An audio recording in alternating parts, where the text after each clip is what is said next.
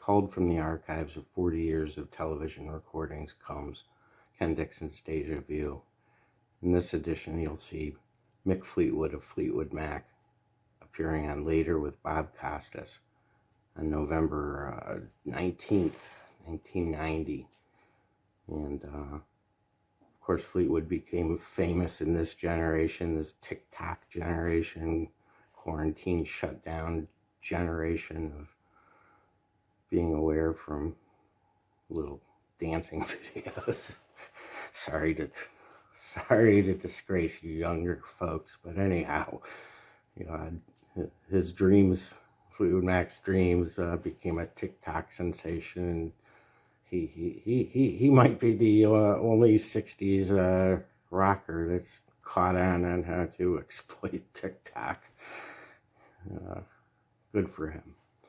But anyhow, Costas is great. He's able to pull out of his head that Fleetwood's talking about Sun King from Abbey Road and comparing it to Albatross. And Fleetwood, of course, was married to Pattie Boyd, George Harrison's wife's sister. So he was an in-law to George Harrison and a Beatle. And, of course, Pattie Boyd was Layla for Clapton. So he was tied in on a bunch of pretty wild social levels and talks about that a bit. So this is a classic Later episode. Later is my favorite interview show, and Costas really, I believe, to be the best.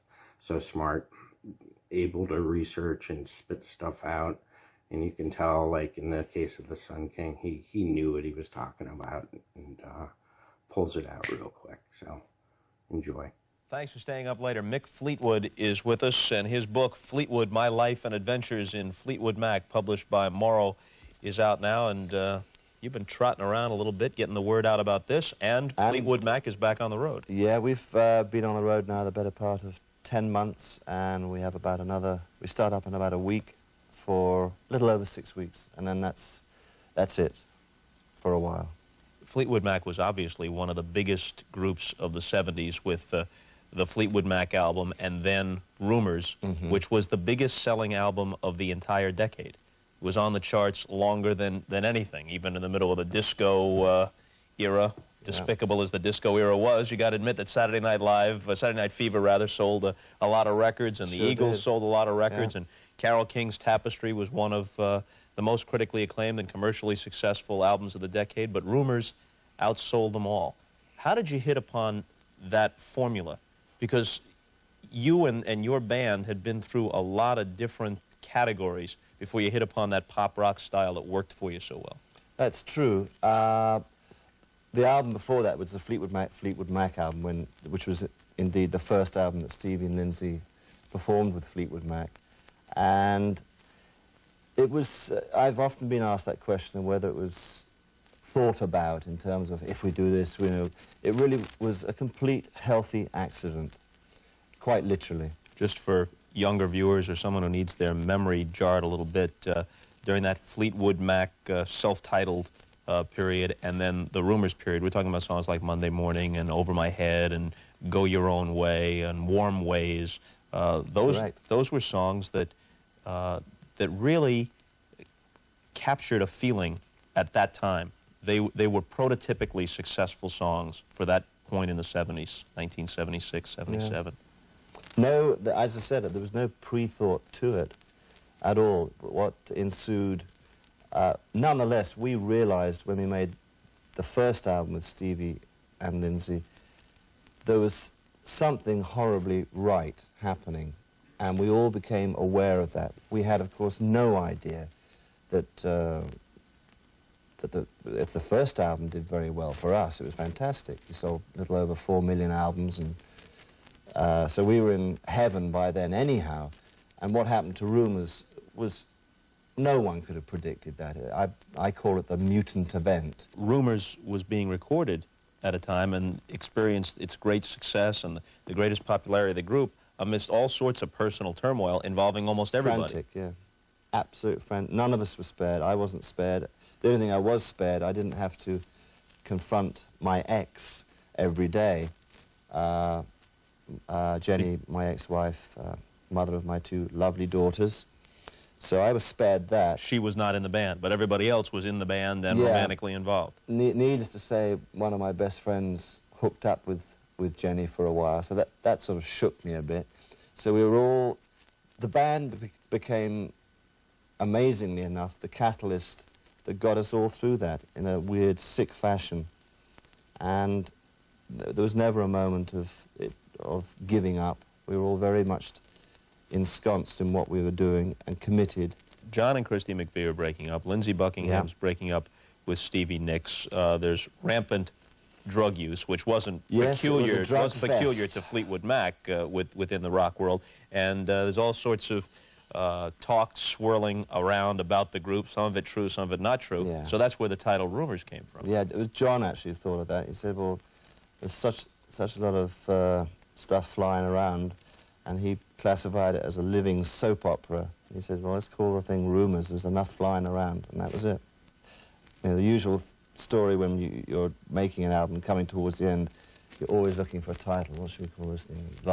You end up with hundreds sometimes of these wretched titles on the studio wall. And John just happened to say it one day, and everyone turned up, that's it, Rumours. Boom, end of story. When Rumours was being made, you write that really the way in which each of these band members communicated with each other was through the songs, that there was virtually no communication. There wasn't too much, apart from the musical aspects one had to definitely get into doing. And the situation we were in, quite literally, made its way into the songs and onto the vinyl, so to speak. What are some of the more outrageous on-stage happenings that you detail in the book? Because as I understand it, there would be nights when Fleetwood Mac was well-focused, they delivered a tight and exciting performance, and then there'd be other nights where the stuff really hit the fan. I think one of the worst moments was in New Zealand, and we were all pretty tanked up, and Lindsey was definitely tanked up, and he never used to drink. He never drank a hell of a lot, and sometimes when he did, he would really go over the top, as we all do. I certainly have done. And he suddenly took it upon himself. He started mimicking Stevie. We were in front of like 60,000 people, and she's, you know, as everyone knows, she does her cloak piece, and there was old Lindsey, like, with his jacket up over his head like this, blowing up the microphone for you, and she had no idea, because it was Stevie. If you don't know, she can see about 2 feet in front of her face anyhow, and then she eventually cottoned on what was going on. They got up to the microphone, and she started singing across one of Lindsey's solos, and he took umbrage to that. I'm darn sure that's what sparked it off. So he goes over to her like this and gives her a little jab in the ankle, like with his foot, and he's going, oh, Christ, not now, please. And like, she's just carrying on as if nothing, and she did, and Lindsey's now getting really furious, right? And so he goes on, kick her again, like, lucky she wears these big boots. So it sort of saved the real damage, but we were all just dying, and then it just the gig disintegrated, basically. And that was a moment not to be relished, but we've all had our moments. I mean, I've crawled on stages where I thought, I'm not going to be able to do this, you know. I remember once in London, in Wembley, I had been on a bender, a real bender, and I thought, my mother was there, actually. She came with me to the gig, and that was one time I really wanted to be with my mum. I said, Mum, hold my hand, hold my hand. I mean, I was shaking like this, and we hadn't even started the wretched gig, and I managed to get through it, but not, you know, it's those moments are scary. They're also, quite frankly, unprofessional, but they've happened. Stevie Nicks, I understand, is not pleased with some of the revelations in the book. Not disputing their accuracy, but it's sort of like, hey, why do this? What happened was that I didn't let anyone read the book, and that was from the get-go, which is about 2.5 years ago when I started writing the book with Stephen Davis, and everyone sort of got interested and said, well, how about saying this, or what are you going to say? and I let it taper off. And they forgot that I was even writing a book. And then when the time came that the release of the book was set, I said, the book's finished, it's coming out. Oh, but we've got to read it. I said, well, no one's going to read it. And then I told Stevie, I said, I want you to know that I've mentioned our relationship and our love affair in the book, and you'll just have to trust me. Now, that wasn't enough for Stevie at that point. And she huffed and puffed about, well, I think you ought to let me read it. I said, no, no one's going to read the book until it comes out. At that point, she did some, I think it was in Us magazine, she did an interview with regards to something else. There was a profile on her, and she brought it up and said, I'm going to sue him, and if he doesn't let me read it, and this is before the book was out. So that was taken, that's when it was, and I was having to joke about taking a private jet, maybe on the ensuing tour. When the book came out, all I can tell you is all is well. In fact, she said, I wish you put more in, but that's where that came from. What's the origin of her song, Sarah? The origin is inspired by my now wife, Sarah.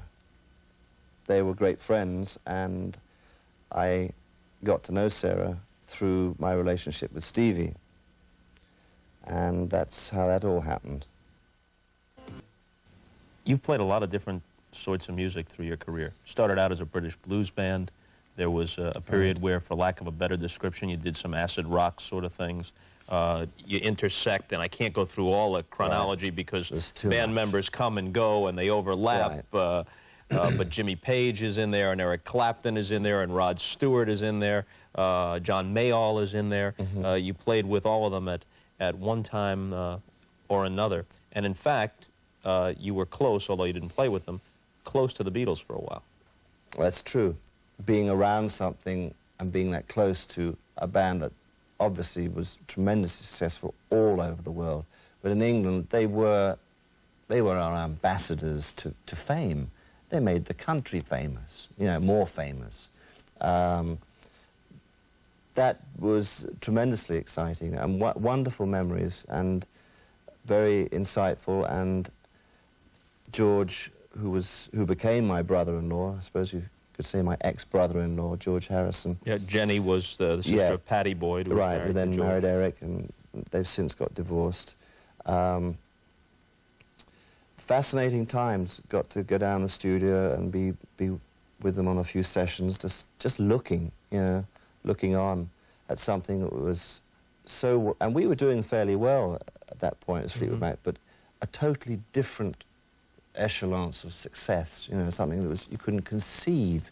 You write that John and Paul definitely understood their role as the key guys in the group, and I think so, yeah. And sometimes could use that in a less than subtle way to kind of exert their influence and power over the other two. Yeah, there's one particular instance that definitely stuck out, and I almost felt, oh, this is not right, it's too cruel. And they were a team, a rhetoric team, to say the least. As you can well imagine, John Lennon on form, in form, and Paul as well.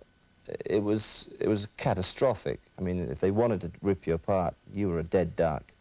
And one night we came back and went around Paul's apartment, flat, and they started reading some Shakespeare parts between themselves. And I remember George was sort of half getting involved, and they just cut him to shreds, kept him out of it. I always remember that. And at that time, they were the power, you know, within the band. It wasn't till later that George started writing more and had a personality musically of his own, and then therefore gained confidence. And I think he's just a terribly sweet man, and certainly he tends to be on the shy side. A lot of fun, and just seeing that tremendous power that those two had, it definitely existed within the band. You know, I saw it firsthand. Not really vicious, but that one instance it got. So I knew that George just felt terrible, and I thought, I would never want to get in this court between those two ever. You know, count me out. I mean, they were on top, like sharp as tacks. Of all the various people you've performed with, be it Clapton or Stewart or Page or Mayall, who had the greatest rock and roll persona? I'm not talking about publicity or something that's image. I'm talking about when he or she stood on that stage, they had the greatest persona and the greatest ability to affect an audience.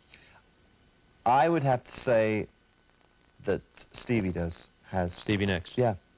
And next in line would be Rod Stewart, in terms of this is a real performer out there. If you were asking me musically, I would instantly say Peter Green. Great guitar player. Had the goods, and also had a very strong stage presence, but not in the way it was a natural stage presence. Stevie, she's a show. She loves it. She thrives on it. You're pretty self-deprecating when it comes to your own prowess as a drummer. You more or less describe yourself as workmanlike, craftsman, but not an artist. I just enjoy what I do, and what I mean by that, I'm not the Buddy Rich of rock and roll. I'm very untechnically orientated. I have to acknowledge the fact that I must now consider myself a good drummer, because luckily so many people have said that, you know, your time's so good, and that's seemingly my best attribute. Backtracking a little bit, many years ago, you and the Lovin' Spoonful performed at a birthday party, which, and you know what I'm talking about here as it computes. And winding it back. And there's an interesting follow-up. Well, that party was for a young gentleman called Tara Brown, the Guinnessaire, who unfortunately died, and the song that John Lennon wrote, He Blew His Mind Out in a Car, that was about Tara, who was a racing driver, and very quickly he saved his girlfriend's life, in actual fact. He turned the car, he realized what was going to happen. This car was coming through a red light, and he put the car into a spin, so it hit his side of the car. And that was the end of that. But that story got onto record, and that also led to a little anecdote that we were coming back from a gig once from Lancashire or somewhere up in northern England, and Abbey Road had just come out, and John and Paul, maybe all of them were there, but particularly I remember John saying, and this is where it's I forget the name of the song now, where they were heavily influenced by Albatross, which was a huge hit, a Fleetwood Mac hit, our first #1 hit. And for the life of me, I should remember the name of this wretched song. This is from Abbey Road? Yeah, I believe it was on Abbey Road. Sun King? Yes. Yeah. Very dreamy. And he said, this is where we're ripping off Fleetwood Mac, doing our Peter Green bit. And just hearing that on the radio was, you know, needless to say, quite gratifying, especially when you're unwashed and tired and waiting to go to bed. So that was a nice twist. Briefly, as we say goodnight, following this present Fleetwood Mac tour, there'll be some changes. Well, what's happening is we're going out on this tour, and this is the last tour that Stevie and Christine will be performing with Fleetwood Mac. And as of the moment, they're intending to make the next Fleetwood Mac album. But in the long run, there'll be a lot of thought and serious thought. The main point is the band is not breaking up. But this is indeed their last hurrah on stage with Fleetwood Mac. And this is our last hurrah until next time at 1:30 in the morning, or wherever it comes on where you may be. This is the book, Fleetwood, My Life and Adventures in Fleetwood Mac by Mick Fleetwood. Of course, we thank him, and we thank you for watching, and we'll see you later. Thank you. I really enjoyed it. Yeah.